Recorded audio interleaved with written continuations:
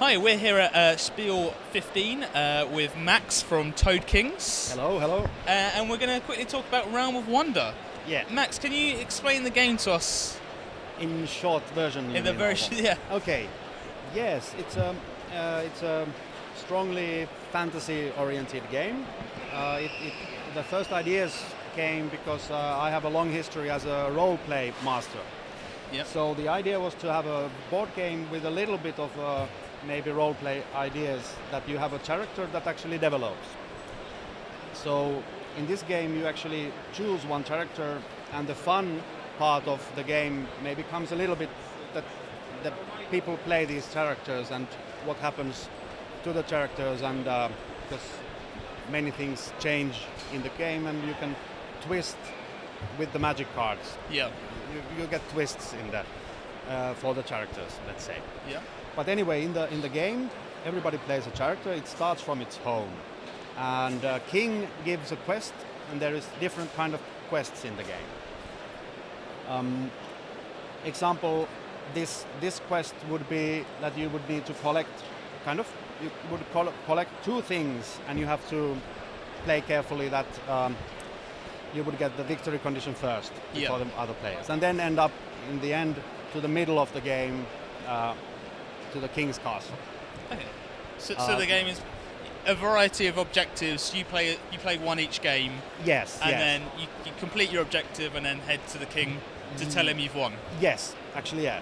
You have to be there before the other players. Yeah. And the mechanics actually they work a little bit different in different objectives. Yes. And the world, of course, with magical powers, it twists. Yeah. So then there becomes bridges to some places, and of course you can the other players can't go past in some place, and the others can. So it's that one, and with the movement cards, that actually there is an initiative, and how much you move, how many spaces you move each round. That makes and moving the game board makes the actual, maybe, what do you say? Yeah. So you have initiative, which determines the order each round. Yes. And so that you then go for your movement phase, magic phase. Yes. Where you can change the board.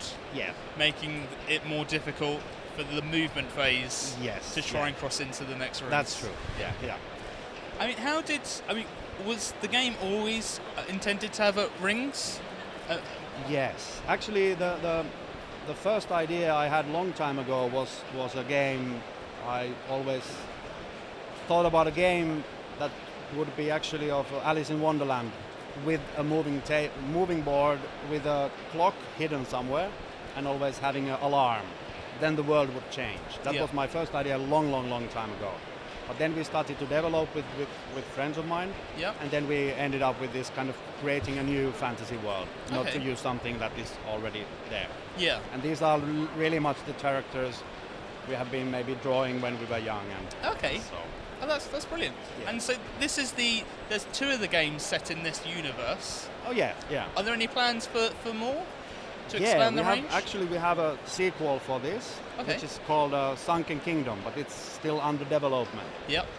And that would be two of the middle rings would change to be underwater, because there is a big drama in the world, and the king, actually there is a toad king in the middle of or in the castle. Brilliant. And somebody steals some goodies from him, and then he becomes angry and uses his magic, and all these lands go underwater. Okay. And when is that roughly? Yeah, well, next year? Nuremberg next year. That's one idea. Yeah, and it brings more magic cards to this game, and it's all combinable. Brilliant. Cool. And this game's out now for people to buy? Yeah, this game is out to buy, and we have a two-player tactical card game also out for this brand. Brilliant. Thank you so much for your time, Max. Thank you very much. Really appreciate it.